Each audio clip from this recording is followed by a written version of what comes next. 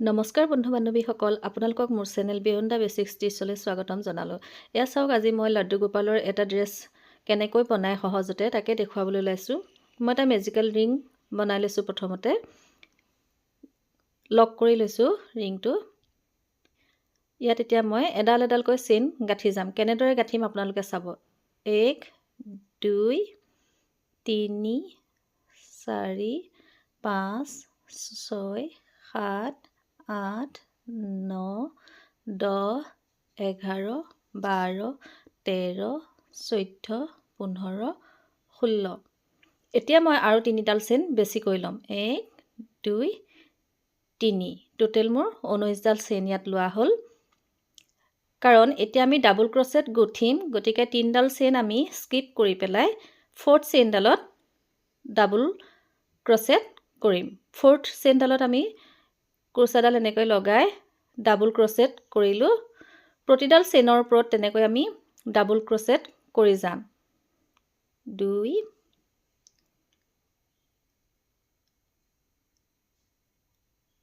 3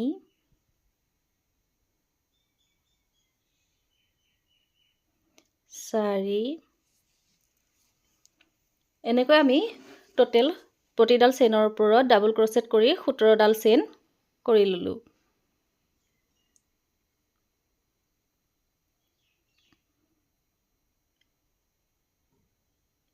এয়া ইয়াত 17ডাল double crochet কৰি লোৱা হ'ল। প্ৰথম 3ডাল চেইনৰ সৈতে যোগ কৰি আমি টোটেল 17ডাল ডাবল ক্ৰচেট পালোঁ।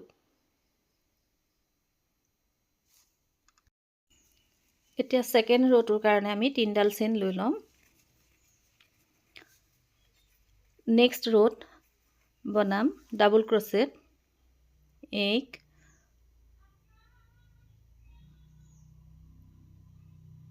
2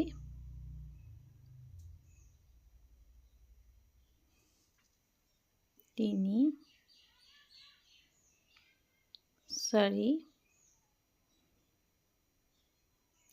ফাৰ্ষ্ট চেইনডালৰ সৈতে আমাৰ 5ডাল ডাবল ক্ৰচেট হ'ল। এনেকৈ প্ৰতিডাল ডাবল ক্ৰচেটৰ ওপৰত দুডাল দুডাল ডাবল ক্ৰচেট গুঠি যাব লাগিব।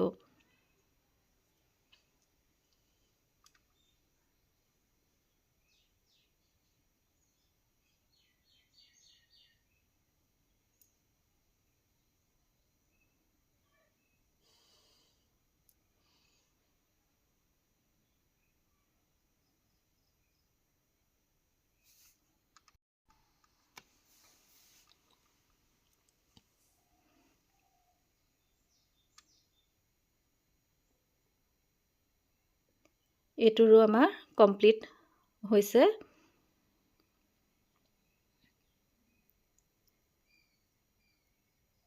শেষৰ যি 3ডাল চেইন আছিলে তাত আমি স্লিপ ষ্টিচ কৰিব লাগিব।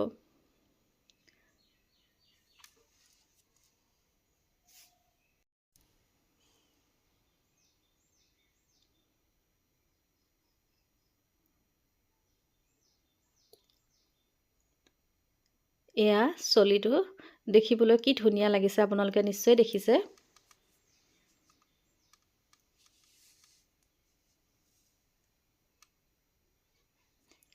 এতিয়া আকৌ নেক্সট ৰাউণ্ডৰ কাৰণে আমি 3ডাল চেইন ইয়াত কৰি ল'ম। ফাৰ্ষ্ট ৰ' স্কিপ কৰি নেক্সট ৰ'টোত আমি ডাবল ক্ৰচেট কৰি যাম। 1 2 3 4 5 6 7 8 9 10 11 12 13 14 15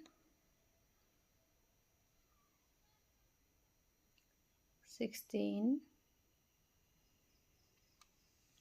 এয়া চাওক প্ৰতিটো ৰ'তে মই দুডাল দুডাল ডাবল ক্ৰচেট কৰি গৈছোঁ 17 18 এনেকৈ ঠিক ৰাউণ্ডটো আমি কমপ্লিট কৰিম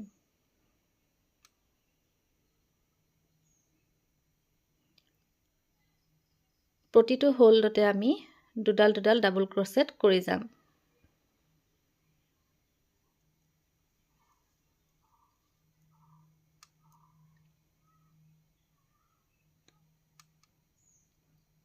আপোনালোকে যদি ভিডিওটো ভাল পাইছে মোৰ চেনেলটো সাবস্ক্ৰাইব কৰি দিব লাইক কৰি দিব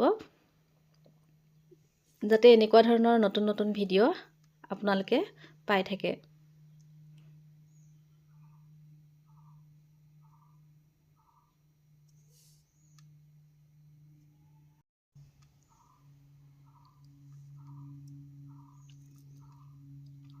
ইয়া দেখিছেনে এটা এটা হোলত আমি দুটাকৈ ডাবল ক্ৰচেট গুঠিছো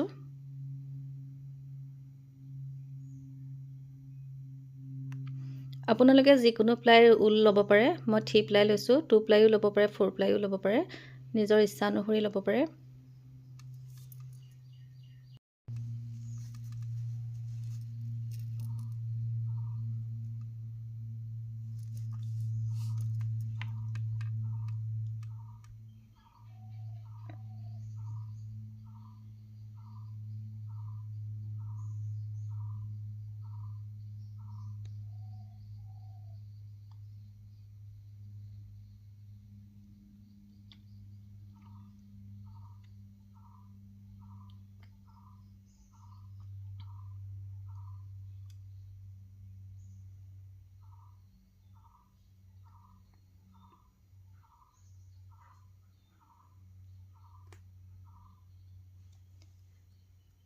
এতিয়া লাষ্টৰ যি তিনডাল চেইন আছিল তাত আমি স্লিপ ষ্টিচ কৰিম জয়েন কৰি দিম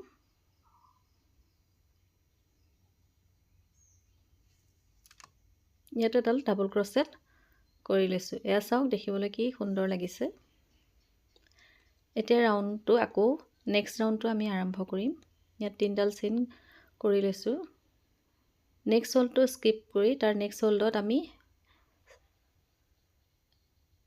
প্ৰতিটো ডাবল ক্ৰচেটৰ ওপৰত এডাল এডাল ডাবল ক্ৰচেট কৰি যাম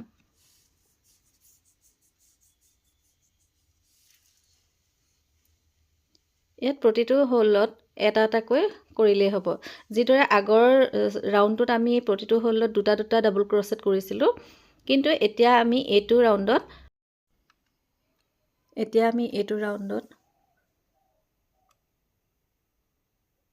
ছডাল ডাবল ক্ৰচেট কৰি লোৱাৰ পিছত 8ডাল ডাবল ক্ৰচেট আমি স্কিপ কৰি দিম 8ডাল ডাবল ক্ৰচেট স্কিপ কৰি দিয়াৰ পিছত 9 নম্বৰ ডালৰ পৰা আকৌ আমি নতুনকৈ ষ্টাৰ্ট কৰিম ডাবল ক্ৰচেট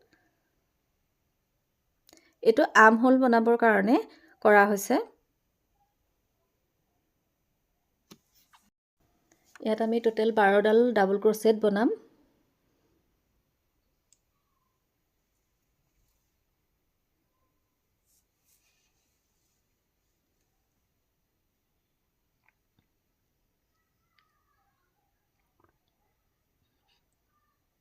Yes, হওক 12ডাল ডাবল ক্ৰচেট ইয়াত কমপ্লিট হৈ গৈছে এতিয়া আকৌ আমি 8ডাল ডাবল ক্ৰচেট স্কিপ কৰিম 8ডাল ডাবল ক্ৰচেট স্কিপ কৰি 9 নম্বৰ ডালৰ পৰা আকৌ আমি ডাবল ক্ৰচেট কৰিম 6ডাল 2 3 4 6ডাল হৈ গৈছে আমাৰ এতিয়া আকৌ আমি তিনডাল চেইন লৈছো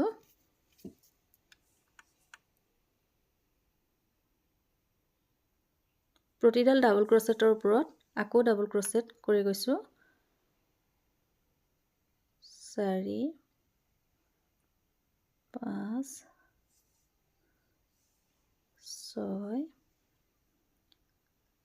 7 8 9 10 এনেকৈ আমি গোটেই ৰাউণ্ডটো প্ৰতিটো ডাবল ক্ৰচেটৰ ওপৰত এডাল এডাল ডাবল ক্ৰচেট কৰি ৰাউণ্ডটো কমপ্লিট কৰিম।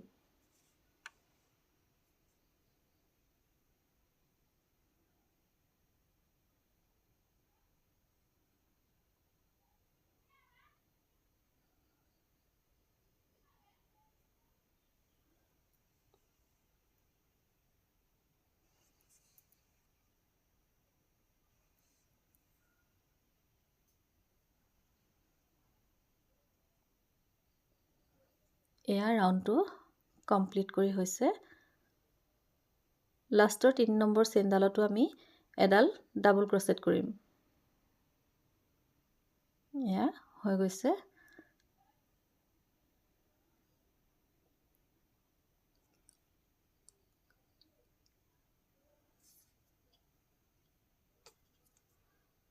এতিয়া আমি স্লিপ ষ্টিচ কৰিম দুইটা চাইডে।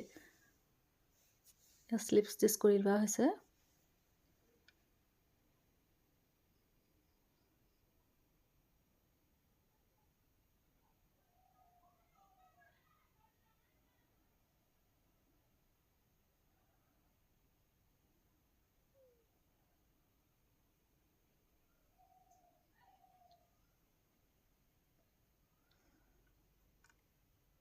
বাঢ়ি থকা সূতাডাল আমি কাটি দিছোঁ।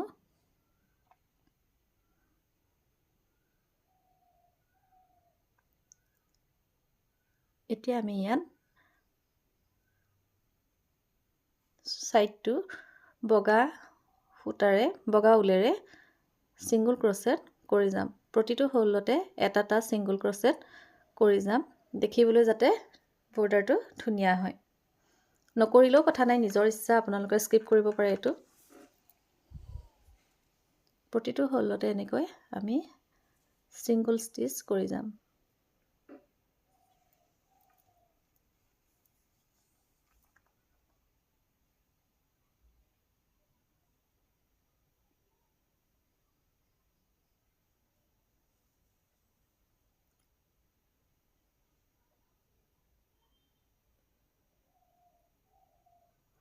ইয়াত আমি এডাল চেইন লৈ ললোঁ, যেহেতু ৰাউণ্ডটো আমি কৰিব লাগিব সেইকাৰণে এডাল চেইন লৈ লোৱা হৈছে এইখিনিত।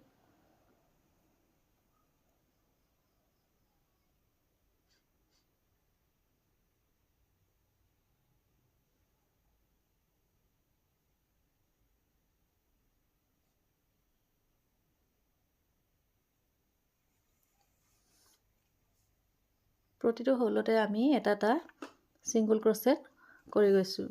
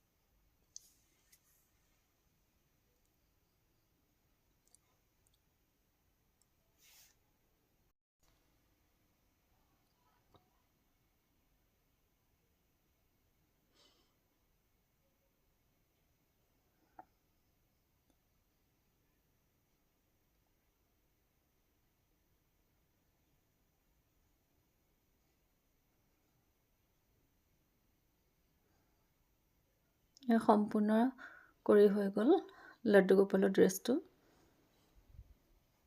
ঘেৰাটো মই পিছৰ নেক্সট ভিডিঅ'ত আপোনালোকলৈ আগবঢ়াম। এতিয়া মই অকল চলিটো আগবঢ়াইছোঁ। আপোনালোকে মোৰ ভিডিঅ'টো চাই কেনে পালে কমেণ্ট কৰি জনাব।